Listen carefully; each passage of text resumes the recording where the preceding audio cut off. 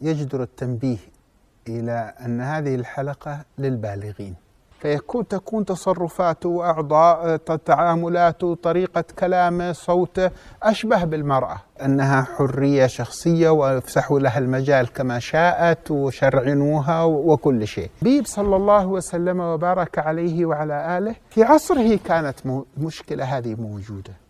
Sekarang itu sudah menjadi sebuah gerakan internasional yang memang sudah terang-terangan mereka bangga dengan organisasinya LGBT. Bahkan bahasa Indonesianya kurang lebih banci atau bencong ini ada dua jenis juga, ada dua macam.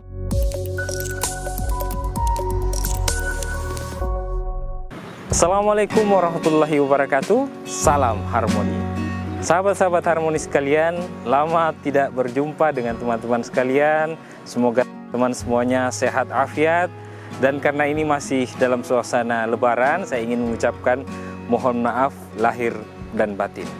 Nah, teman-teman mungkin bertanya-tanya, saya lagi di mana ini? Nah, sekarang saya lagi di kota Watampone, tepatnya di Taman Arung Palaka. Nah, di video kali ini teman-teman sekalian kita akan membahas tentang LGBT yang mungkin teman-teman sudah tahu bersama saat ini sedang ramai diperbincangkan oleh para netizen, bahkan banyak tokoh-tokoh juga yang mengomentari, khususnya setelah konten dari Deddy Corbuzier dalam podcastnya yang memang sempat menimbulkan pro dan kontra. Nah, langsung saja kita akan mendengarkan penjelasan dari Habib Ali Al-Jufri tentang LGBT ini yang saya sudah terjemahkan. Dan seperti biasa, di akhir video saya akan memberikan sedikit kesimpulan. Tapi mungkin di sini ya saya akan menonton kita sambil jalan-jalan cari tempat bagus kira-kira. Dan nanti di sana ada ikon baru Kota Bone, Masjid Songkok Reca. Masjidnya keren. Kita nonton saja.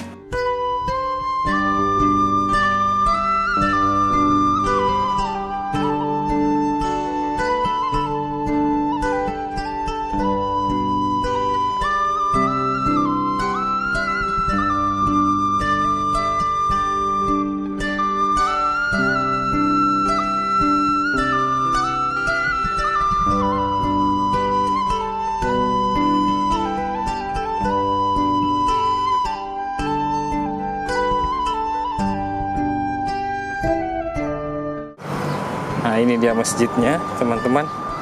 Kita coba cari tempat yang tenang di dalam. Keren masjidnya.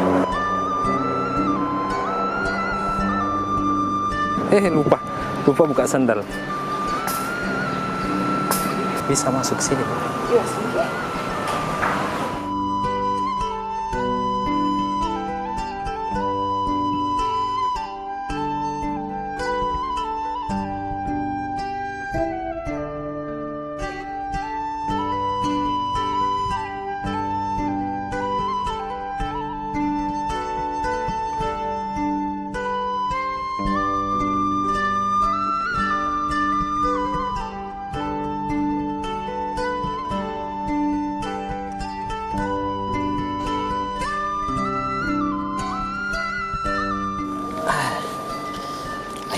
Kita di luar aja teman. Soalnya kalau di dalam takutnya mengganggu orang yang sholat. Nah, di sini aja di luar. Nah, oke. Alhamdulillah. Wa sallallahu ala sayyidina Muhammad bin Abdullah wa ala alihi wa sahbihi wa man wala. في بداية هذه الحلقة يجدر التنبيه إلى أن هذه الحلقة للبالغين، بمعنى أنها لا ينبغي أن تكون مع وجود الأطفال. وأنصح من هم دون 15 أنصح الأسرة أن إذا شاهدها من هو دون 15 أن يكون بحضور الأهل وإشرافهم. الحلقة الحديث فيها عن نوع من الابتلاء يتعلق باضطراب الهوية الجنسية. الذكور الذين يشعرون أنهم إلى الأنوثة أقرب، والإناث اللائي يشعرن أنهن إلى الذكورة أقرب. هذه مشكلة. لماذا نتكلم عنها اليوم؟ لسبب مهم جدا، وهو أنها لم تعد خاصة كما كانت في السابق. ما كانت تسير بطبيعتها، كانت تسير بطبيعتها، أصبحت الآن تخضع لنوع من التوجيه، تخضع لنوع من التنظيم، تحولت إلى مجموعات ضغط عالمية وصلت إلى التأثير على الانتخابات. الآن أطلت برأسها على منطقتنا في السنوات القليلة الماضية إلى حد كبير، ولهذا أصبح الناس في تعاملهم معها منقسمين إلى تطرفين في الغالب. إما تطرف يقول أنها حرية شخصية وافسحوا لها المجال كما شاءت وشرعنوها وكل شيء. التطرف الآخر يقول لا، هذا ينبغي أن يقضى عليهم ويقتلوا وينتهوا منهم ويحقروا إلى آخر هذا الكلام. لا، المسألة ليست كذلك. ودعونا من البداية نقول أن سنتكلم عن جزئيتين ينبغي إدراك الفرق بينهما. الجزئية الأولى متعلقة باضطراب الهوية الجنسية في ذات الإنسان. شاب يشعر أنه فتاة، أو فتاة تشعر أنها شاب. والجزء الآخر متعلق بالممارسات الجنسية الشاذة المخالفة للطبيعة التي خلقنا الله تعالى عليها، المخالفة للوضع الطبيعي في الزواج بين رجل وامرأة، ما يسميها البعض اليوم بالعلاقات المثلية. الجزء الأول يتصل بتركيبة الإنسان، هو إما أن يكون بسبب شيء عضوي في جسده ولد به، باللغة العربية عند المتخصصين يسمى الخنثى، أي الذي لديه الآلتين العضوين، وهو على قسمين منذ زمن مذكور هذا عندنا: الخنثى الواضح والخنثى المشكل. الخنثى الواضح هو الذي مع وجود الآلتين لكن محدد جنسه بسبب أن إحدى الآلتين فقط تعمل، الخارج أو التبول يكون من هذا أو من ذاك، يعرف أنه كذا، أو إذا جاء المحيض هنا عرف ما هو. والآن بالوسائل المعاصرة من الإشاعة والتحليل يعرف بشكل جلي أهو ذكر أو أنثى، هل لديه رحم أو ليس لديه رحم، إلى آخره. وهناك نوع آخر وهو الخنثى المشكل الذي لم يتضح أو توجد لديه الآلتين. هذا شيء ليس للإنسان فيه يد، فهو ولد به. لا يمكن لعاقل أن يقول أن يلام من هذا حاله، لا يمكن أن يحقر من هذا حاله.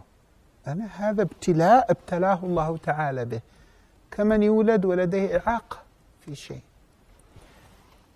وهناك نوع آخر أيضا يدخل تحت مسمى المخنث عند العرب، ولكنه ليست مشكلته مشكلة عضوية بحتة، ولكنها مشكلة إما أنها نفسية تأثر من خلال المنشأ والتربية. يحصل للأسف بعض النساء يعني يكون عندها طفل صغير وليست لديها بنات، أو كل إخواته بنات العكس، فإذا أراد أن يرقص كالبنات تفرح وتشجعه ويصفقون له، وربما عملت له شيء من المكياج أو الأشياء أو ألبسته لبس النساء.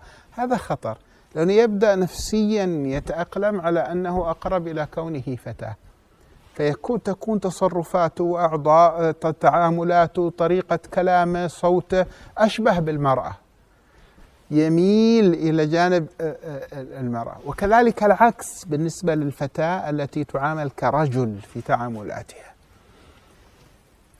هذا جانب نفسي، وأحيانا يؤدي الجانب النفسي كما أخبرني أحد الأطباء النفسيين إلى اضطراب في الهرمونات، يصل إلى درجة تأثير على الهرمونات. أحيانا لا يكون لديه شيء عضوي، لكن في جيناته الوراثية اضطراب في الهرمونات، فتفرز الهرمونات الأنثوية أكثر لديه، أو العكس بالنسبة للمرأة.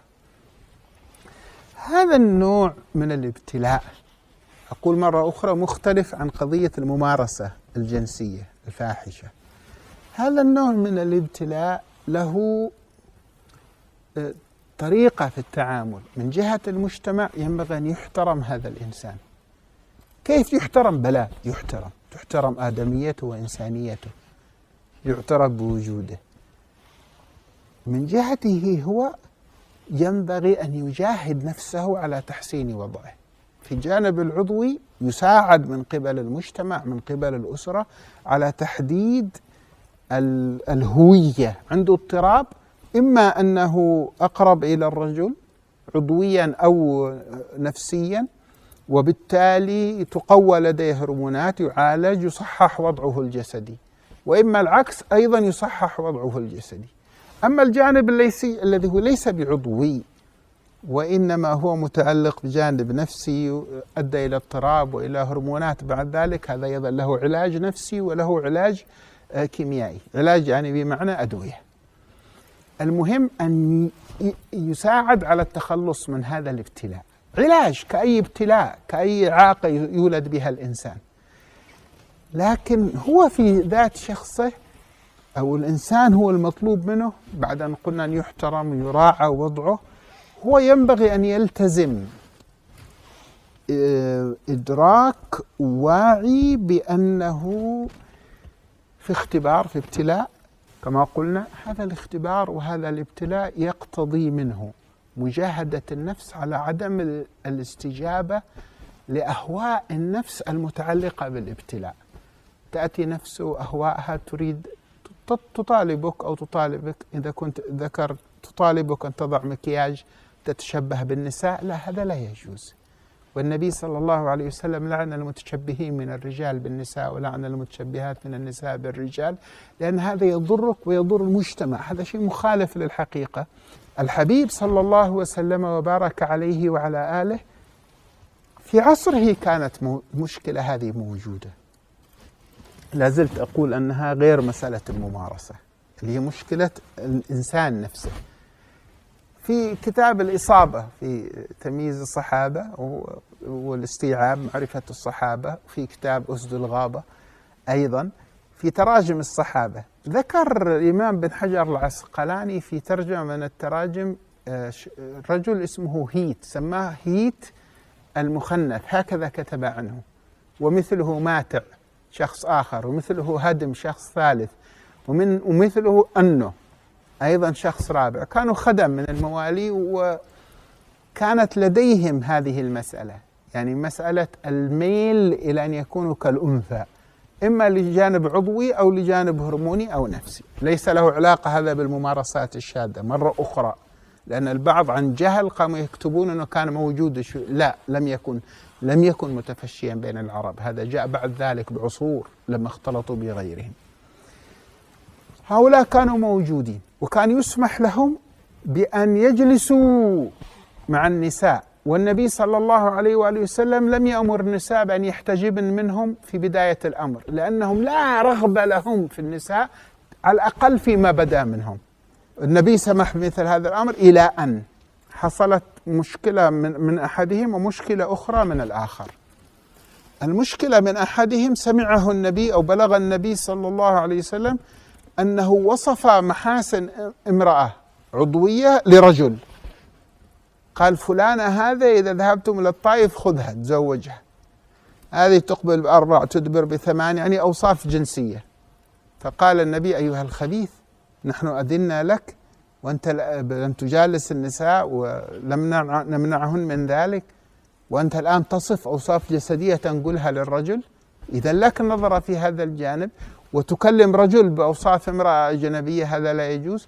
نفاه النبي صلى الله عليه وسلم من المدينة إلى منطقة قريبة خارج المدينة تشبه البادية أو ضاحية، وأذن له يأتي مرة في الأسبوع كالجمعة ويأتي في الأعياد. فأشعر النبي أن لا، وأمر النساء يحتجبن منه، قال احجبوه. كلمة احجبوه ليس كما قال بعض الباحثين المتثاقفين الذين في زماننا، قال أن النبي أمره يتحجب.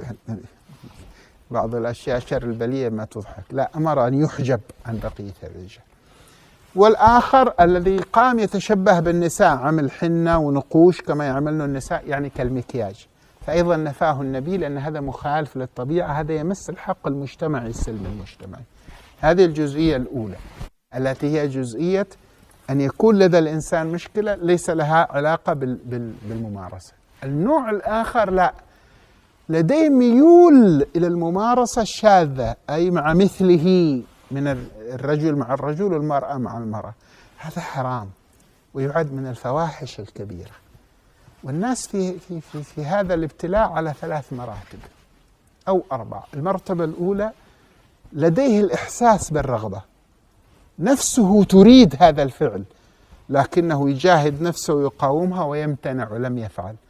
هذا لا إثم عليه، حاشا لله، بل المرجو له من فضل الله أن يكون له الأجر الكبير كأجر المجاهد في سبيل الله. قد يصدم البعض من ذلك. لماذا؟ لأنه يجاهد نفسه في رغبة ملحة، مرغبة ملحة. وما الذي يجعله يرفض الاستجابة لها أو يقع في هذا الفعل؟ طلب رضوان الله سبحانه وتعالى. النوع الثاني لديه الرغبة ويضعف أمامها، مرة يقع وبعدين يرجع يستغفر ويتوب ويتأثر، ثم بعد ذلك يضعف ويقع، ولكنه لا يجاهر بها، لا يفاخر بها، ويود أن لو يتركها وهو معترف أن هذا خطأ وأنه حرام، لا يحاول التبرير. هذا يرجع ويتوب إلى الله.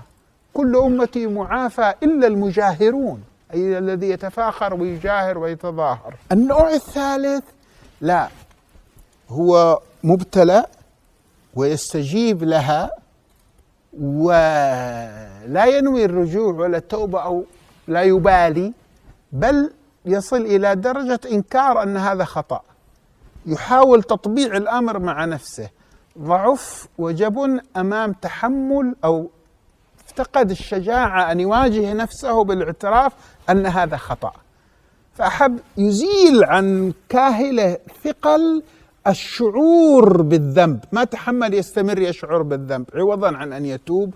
ومهما تكرر منك الخطأ ما دمت صادق في إرادة الترك سيغفر الله لك. لكن الخطر الذي قد لا يغفر له هو إنكار هذا الأمر، لأنه خطر حتى على بقاء الإنسان في الإسلام، لأن هذا شيء لا مجال لإنكار أنه محرم. أنت في باطنك تشعر أنه خطأ لكنك تكابر، تحاول أن تطبع الأمر، شوية تجيب دراسة الفلانية، شوية تقول كذا وشوية تقول كذا، في النهاية ماذا؟ واللي يجيب صور حيوانات، واللي في النهاية ماذا؟ أنت تكابر. هذا خطر عليك وخطر على المجتمع، خطر عليك في صلتك بالله سبحانه وتعالى.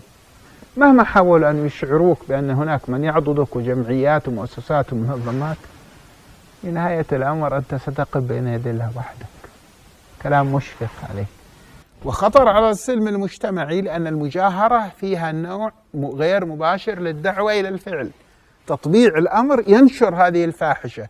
إن الذين يحبون أن تشيع الفاحشة، يحصل إشاعة للفاحشة. النوع الأخير الرابع لا، ليس فقط ينكر أنه محرم ويحاول التطبيع، بل يدعو إلى ذلك ويشترك ضمن منظمات ويفاخر بذلك، يسمونها مسيرات الفخر للشواذ، أو هم يسمون أنفسهم، أو يحاول المجتمع تسميتهم بالمثليين وتطبيع المسألة. لا، هذا خطر كبير وخطر على المجتمع، ويجب على الدولة أن يكون لها دور في إيقاف هذا الأمر. فأنت ما لم تجاهر مبتلى، ومبتلى ينظر إليك بتعاطف مع مشكلتك ما دمت ترى أنها خطأ وأنك تريد التخلص منها. لكن الذي يظهر ويجاهر ينبغي أن يؤخذ على يده، يمنع من ذلك. الأخذ على اليد أو العقوبة أو هذه مسألة متعلقة بالحكومة، مؤسسات الدولة، لا يقوم بها الأفراد، لا يجوز أن يقوم بها الأفراد. أخيرا رسالة أوجهها للمبتلى: أنت قريب جدا من الله حتى لو عصيت، لكن اصدق مع الله عز وجل وحافظ على صلاتك، ولا تبالي بنظرة الناس إليك ما دمت تحرص على أن تصحح وضعك. إن كان شيء عضوي يذهب إلى الطبيب، شيء نفسي يذهب إلى الطبيب، ينبغي أن يوجد من يساعدك. والمعصية مهما ضعفت ورجعت إليها لا تيأس، ارجع إلى الله سبحانه وتعالى. وأما إذا كنت مجاهر فاحذر، أنت في خطر كبير. نصيحة مشفق. كنت مجاهر أو تدعو إلى ذلك أو ترغب فيه أو تحاول تطبيعه، فأنت في خطر كبير. الرسالة الأخيرة قبل أن نختم، لا ينبغي أن يقبل تطبيع هذا الموضوع، وليس من الإنسانية قبول تطبيع هذا الموضوع، لأن هذا مخالف للطبيعة الإنسانية التي خلقها الله. يقول أي بس هو ولد ذلك، هذا استثناء. الوضع السوي غير ذلك، مثل الذي يستثنى يولد معوق. لا نقول الوضع الطبيعي أن يكون الإنسان معمق، لا، هذا حالة جاءته، فلا يقبل تطبيع الوضع. أيضا لا يقبل إهانة الإنسان لشيء إذا كان ولد به وهو لا يريد الممارسة أو لا يعلنه. وأقول للذين يحولون المسألة إلى تشنيع شديد على الناس واحتقار للناس، لا قدر الله لا قدر الله، لو أن ابنك كان مبتلا كيف كنت تحب أن يتعامل معه المجتمع؟ لا قدر الله لو أنت ابتليت، لا يؤمن أحدكم حتى يحب لأخيه ما يحب لنفسه، كيف كنت ستتعامل؟ الإنسانية قبل التدين. Nah, itulah tadi sahabat-sahabat harmonis sekalian video dari Habib Ali Al-Jufri. Kalau boleh kita memberikan kesimpulan ya, memang persoalan LGBT ini, homoseksual atau apapun namanya ini perlu memang mendapatkan perhatian yang lebih. Karena LGBT ini sekarang sudah menjadi sebuah gerakan internasional, di mana ya dulu memang ada orang-orang yang secara genetikal, yang secara hormon punya 2 alat kelamin. Ya kalau seperti ini ya tentu memang ya mau gimana lagi, itu kan pemberiannya Allah. Nah cuman dalam agama ya tetap perlu dipertegas atau perlu ditentukan apa jenis kelaminnya. Yang biasa diistilahkan dengan al-khuntha, bahasa Indonesianya kurang lebih banci atau bencong ini. Ada 2 jenis juga, ada 2 macam. Ada khuntha wadih, ada khuntha muskil. Khuntha wadih ini yang bisa ditetapkan identitas kelaminnya. Ya, misalnya dia punya 2 alat kelamin. Nah, ini bisa ditetapkan identitas kelaminnya sebagai laki-laki kalau misalnya alat kelaminnya itu yang lebih dominan, misalnya dia kencing, lebih dominan itu kelamin laki-lakinya ya, dibanding yang kelamin perempuannya. Nah, begitu pula sebaliknya, dia bisa ditetapkan sebagai perempuan kalau misalnya ada tanda-tanda yang mengindikasikan memang yang lebih dominan adalah adat kelamin yang perempuan. Atau misalnya dengan teknologi yang mutakhir sekarang bisa diketahui, misalnya dengan radiologi atau USG kan sekarang bisa dilihat apakah perut seorang punya rahim atau tidak. Kalau dia punya rahim berarti dia perempuan. Nah, cuman masalahnya ini sudah sedikit bergeser ya. Sekarang itu sudah menjadi sebuah gerakan internasional yang memang sudah terang-terangan mereka bangga dengan organisasinya LGBT, bahkan mendakwakan, mengajak orang lain untuk bergabung. Bahkan mereka sudah punya pengaruh dalam pemilu. Nah, ini yang berbahaya. Tadi juga Habib Ali Al-Jufri memberikan nasihat kepada orang-orang yang sudah terlanjur terjerumus dalam perilaku yang menyimpang ini. Meskipun dia punya banyak dosa, dia pelaku maksiat, Allah pasti menerima tobatnya. Dengan catatan selama dia bertekad untuk bertobat dan dia mengakui kesalahannya. Karena ada orang-orang yang memang terjerumus dalam perilaku seperti ini, mereka tidak mengakui kesalahannya, mereka menganggap ini ya biasa-biasa saja. Nah, ini yang berbahaya, kata Habib Ali Al-Jufri tadi. Oleh karena itu kita tentu harus menjaga diri kita jangan sampai terjerumus, tentunya juga keluarga kita, anak-anak kita. Toh kalaupun ada saudara kita, teman-teman kita yang terjerumus, ya kita jangan menghina dia, jangan kita mencaci maki dia. Usahakan kita bantu dia untuk keluar dari perilakunya itu, sehingga mereka bisa kembali hidup dengan normal sebagaimana tabiat penciptaannya yang Allah telah berikan kepada mereka. Nah, kata Habib Ali Al-Jufri tadi, al-insaniyah qabla tadayyun. Kemanusiaan harus lebih didahulukan dari keberagamaan. Oke, saya kira demikian video kali ini, semoga bermanfaat. Terima kasih yang sudah like, comment, share, and subscribe. Wassalamualaikum warahmatullahi wabarakatuh. Salam harmoni.